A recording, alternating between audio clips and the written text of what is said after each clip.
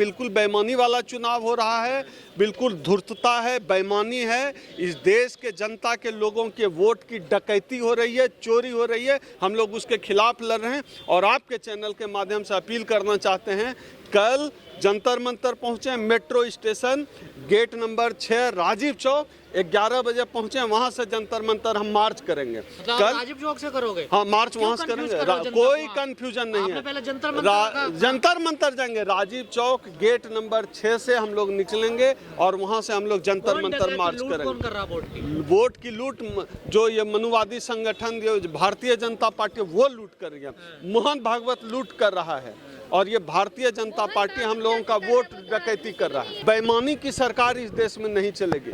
जो संवैधानिक तरीके से आएगा, संवैधानिक प्रावधानों के अंतर्गत जो वर्णित है उसके अनुसार जो सरकार आएगी, सत्ता में चुनकर जो सरकार आएगी, हम उस सरकार को मानेंगे। इस ईवीएम वाली सरकार को नहीं मानेंगे, क्योंकि ईवीएम के भरोसे यह कहता है 400 पार। ये तो ईवीएम का भरोसा है। कोई भी कोई जेल से कौन डरता है? मेरे ऊपर 26 मुकदमा है, 2600 मुकदमा कर दो तो भी हम ईवीएम के खिलाफ इस लड़ाई को लड़ेंगे। कोई अमित शाह की पुलिस, कोई दिल्ली पुलिस, किसी की औकात नहीं है कि हमको सड़क पे उतरने से रोक दे। 2600 मुकदमे हो जाए, हम संविधान से खेल नहीं रहे, हम संविधान बचाने की लड़ाई लड़ रहे हैं। तो संविधान बचाने की लड़ाई जारी रहे।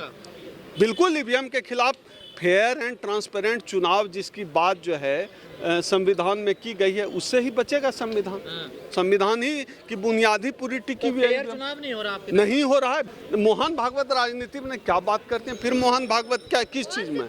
मोहन भागवत राजनीति में नहीं है। इससे बड़ा हास्यास्पद बात क्या हो सकता है?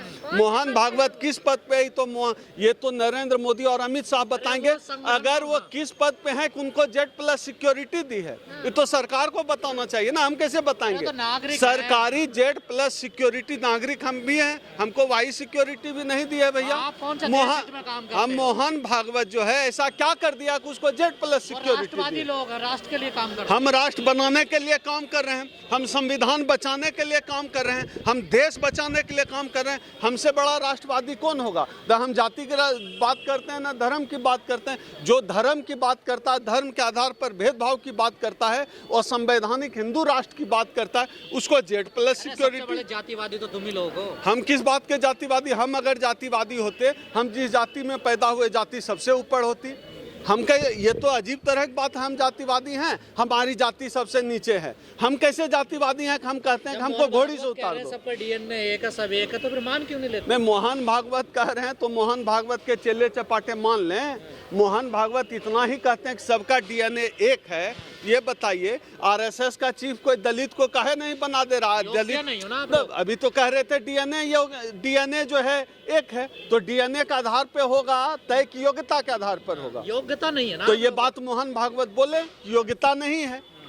मोहन भागवत ये बात भी बोल दे कि DNA तो योग्यता होती तो अब तक बन जाता। वही मैं कह रहा हूँ कि DNA एक है, योग्यता नहीं है। ये बात मोहन भागवत बोल दे कि दलितों पिछड़ों में योग्यता नहीं RSS का चीफ बनने की, हम मान जाएंगे। मोहन भागवत बोल देगा तो कल आंदोलन होगा आपका? कल हर हाल में आंदोलन होगा 22 फरवरी को, और राजीव चौक के जो है गेट नंबर 6 पर हम लोग जुटेंगे और वहां से हम लोग जंतर मंतर मार्च करेंगे। ईवीएम के खिलाफ ये लड़ाई अंतिम दम तक जारी रहेगी। संविधान बच जाएगा? बिल्कुल बचेगा, क्योंकि ईवीएम पर ही संविधान टिका हुआ। संविधान को खतरा है।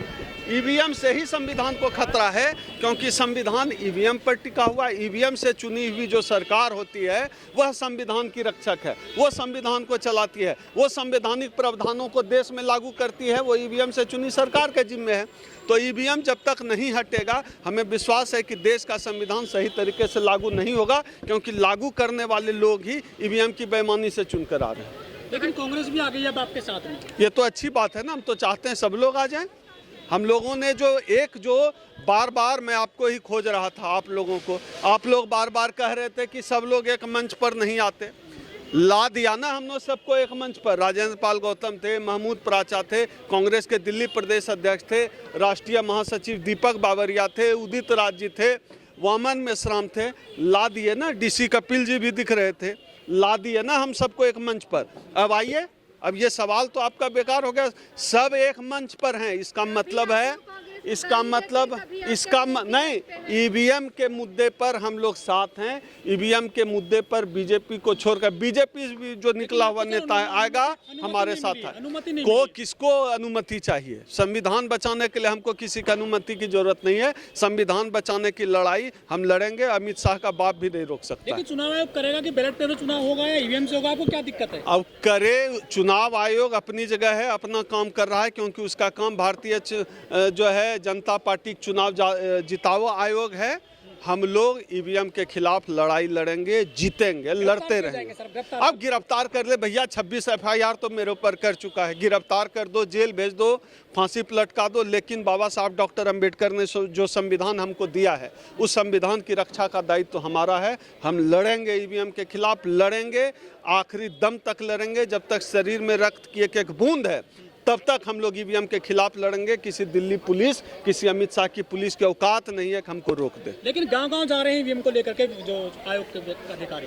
चोर की दाढ़ी में तिनका। क्यों चुनाव आयोग को जरूरत पड़ रही है भैया गांव-गांव जाने की?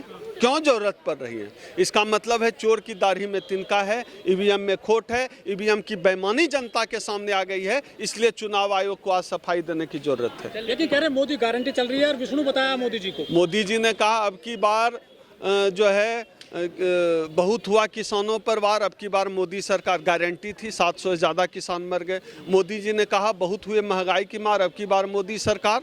आप देख लीजिए 1000 के पार है डीजल पेट्रोल का भाव। तो मोदी जी की गारंटी पूरा देश, पूरी दुनिया देख रही है। अब मोदी जी हम लोगों पर इतनी कृपा करें, अब और गारंटी ना दें भैया। जितनी गारंटी ली सबका बंटाधार कर। जंतर मंतर था वो भी छीन लिया आपसे। नहीं, वकील कहते हैं, हमारे महमूद प्राचा जी अभी प्रेस कॉन्फ्रेंस में कह भी रहे थे कि जो जंतर मंतर है वहाँ धारा 144 लागू नहीं होती है। दिल्ली पुलिस को अधिकार नहीं है कि जंतर मंतर पर प्रोटेस्ट करने से रोक दे। यह असंवैधानिक काम है, यह एक आपराधिक काम है। इसके लिए दिल्ली पुलिस पर एफआईआर भी किया जा सकता है। क्यों डर गई है पुलिस? क्या डरी है? तभी तो रोक क्यों रहे हैं? बोलने दीजिए ना, लड़ने दीजिए, कहने दीजिए अपनी बात। डर गए, रोका कब जाता? आप सरकार में है, सत्ता में है, पूरे देश दुनिया में आपकी सरकार है, क्यों डरते हैं? हम लोगों से डर जाते हैं, हम 4 लोग नहीं हैं यार ढंग से, क्यों डर रहे हैं आप? इसका मतलब है चोर की दाढ़ी में तिनका है, इनको डर लगता है। ईवीएम की बेईमानी सामने आ गई है और देश की पूरी जनता इनके खिलाफ हो चुकी है।